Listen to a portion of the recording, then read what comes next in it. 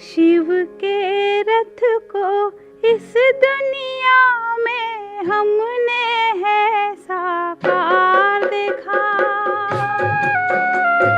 शिव के रथ को इस दुनिया में हमने है साकार देखा। उनके तन में बैठे शिव का उनके तन में बैठे शिव का हमने अलौकिक प्यार देखा।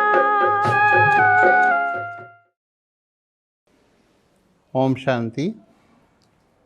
मेरे शरीर का नाम बीके अरुण भाई है और हम ज्ञान में उस समय चले जब 3 साल का बच्चा था और पूरा परिवार हम ज्ञान में चले। और जैसे ही हम मधुबन में पहली बार पहुँचे थे तो बाबा ने मुझे कहा खिलाड़ी बच्चा, और हमारे पूरे परिवार को कहा सच्ची गीता पाठशाला खोलनी। ये बाबा ने बोला। जैसे ही बाबा ने कहा तो हम लोगों ने उस चीज़ को अप्लाई किया सभी ने। और चूँकि हमें ये कोई नया नहीं लगता था, जैसे कि हमारे अंदर भरे हुए संस्कार थे और वो बाहर आ रहे थे, तो वो अंदर के संस्कार बाहर आ रहे थे। बाबा कहता था और हम करते थे। उसमें ये लगता नहीं था कि हमें बाबा कोई एक्स्ट्रा ऑर्डिनरी कह रहा है या विशेष सिर्फ यही कह रहा है, प्रेशर से कह रहा है। बाबा अपना बाबा और हमारे लिए अपने लिए कह रहा है, ये हमेशा समझ में आया। और वो आज तक भी कोई भी वाणी सुनते हैं तो साथ के साथ पूरी इसलिए याद रहती होती है क्योंकि ये हमारे अंदर बचपन से संस्कार था।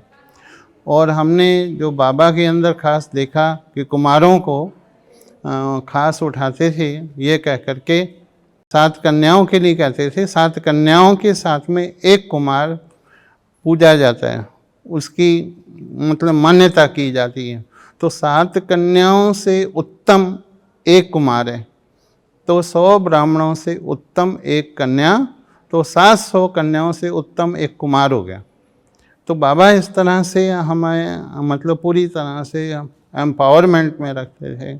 कम नहीं है हम, बल्कि इतना वही नशा हर सेवा में मतलब काम करता था। चाहे मेला है, प्रदर्शनी है, कुछ भी है, कोई काम, तो आगे आगे जैसे जैसे हमने ये देखा ये बाबा का दिया हुआ नशा, तो वो सेवाओं में बहुत अधिक फलीभूत हुआ। एक एक के साथ साथ हम 4 डिपार्टमेंट में मधुबन में भी सेवा कर पाए। वही उसी का फल हुआ। हमारे जगदीश भाई जी सेलेक्ट करके ले गए कि भाई हमारे पास रहेंगे। फिर बाबा ने और बड़ी सेवा कराई। वर्ल्ड वेलफेयर फेस्टिवल हुआ दिल्ली में, उसी से हमारा ब्रह्मा कुमारीज का नाम रोशन हुआ कि ब्रह्मा कुमारीज भी कुछ हैं, क्योंकि बहुत बड़ा प्रोग्राम हुआ। तो बाबा किसके अंदर क्या किस ढंग से मतलब ये कहा जाए ना आज की दुनिया में तो पंप कर देता था कि ये इसके अंदर उमंग उत्साह और जो खुशी सदा बनी रहे और ये अपने आप में चार्ज रहे। तो बाबा का एक शब्द ही काफ़ी होता था, यानी एक सेंटेंस तो बहुत बड़ी बात है। तो हमेशा मुझे कहते थे कि बच्चे तुम तो बहुत आगे जाने वाले हो। और बाबा के अंदर जो कहने की जो रुख होता था ना, बहुत आप ऐसे लगता था कि कोई बाहर का नहीं बल्कि वो जो अपना खास होता है ना वो कह रहा है। तो ये हमने देखा हमेशा बाबा की जो एम्पावरमेंट जो उस समय हुई थी वो आज तक है। ये नहीं है कि हाँ जी वो निकल गई। और वो एम्पावरमेंट जो बाबा की दी हुई, जो शिव बाबा के साथ थी, और वो हमें ये लगता है कि हमेशा बाबा साथ है।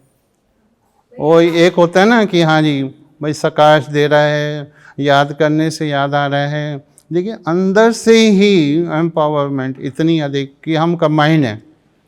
बाबा दूर नहीं, हमको याद नहीं करना पड़ता। ऑलरेडी बाबा पहले से ही हमारे लिए तैयार है, एवर रेडी, जैसे हमें बाबा कहते हैं हर सेवा के लिए, हर कार्य के लिए। तो बाबा भी हमारे साथ उससे पहले तैयार रहता है।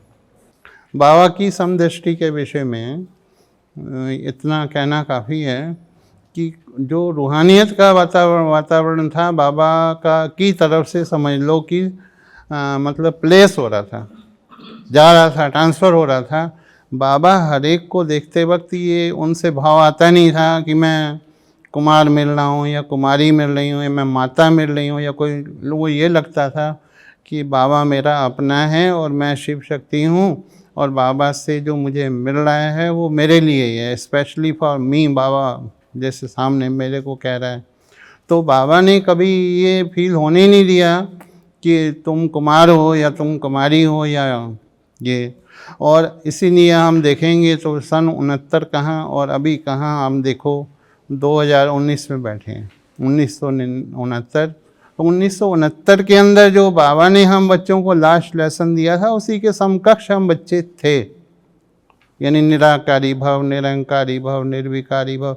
और वही बेहद का वैराग्य का वातावरण आज तक मधुबन में मिलता है, क्यों बाबा ने जो वहाँ पर भर दिया और हम बच्चों को खींचता है। मम्मा का हमेशा ये होता था कि आज जो बाबा मुरली चला रहे हैं उस पर अगले दिन मम्मा पूरी वाणी चला देते थे, और वो बाबा की वाणी से पहले बाबा आएंगे उससे पहले मम्मा आधा घंटा 20 मिनट 25 मिनट की वाणी चलाती थी, और वो टोटल एक ही पॉइंट पर होती थी। हम मधुबन में देखें ना तो अपना जो हिस्ट्री हॉल है उसमें 2 चौकी हैं, उस पर एक पर मम्मा बैठे हुए होते थे और दूसरे पर बाबा आते थे, ठीक है। तो लेफ़्ट साइड से मम्मा आती थी, राइट साइड से बाबा आते थे।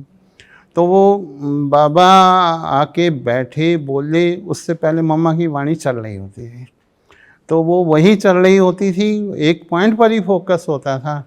जैसे कि मान लो परमात्मा निराकार है तो कैसे, उस पर ही मम्मा बताएगी, बोलेगी, सारे उदाहरण लेगी, साथ में भक्ति के जो भी हैं, और अभी भी हमें सटीकता बुद्धि में बैठे और हम जो साकारी वृत्ति से दृष्टि से बाहर आ जाएं, वह उसी तरह से मम्मा के सारे पॉइंट होते थे।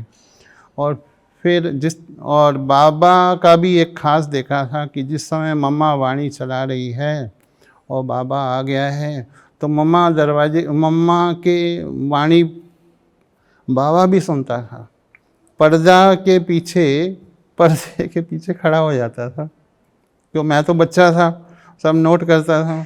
तो वो मम्मा चला रही है ना वाणी, तो बाबा पर्दे के पीछे खड़ा होके सुनता था कि क्या मम्मा सुना रही है।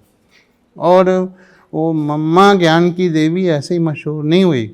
ज्ञान की देवी का मतलब ज्ञान के एक एक क्लू को, राज को मम्मा ने ही खोला है, इसलिए वो मातेश्वरी जगदम्बा सरस्वती, बाबा ने उनका नाम बिल्कुल राइट दिया था और उसमें वो शक्ति स्वरूप थे।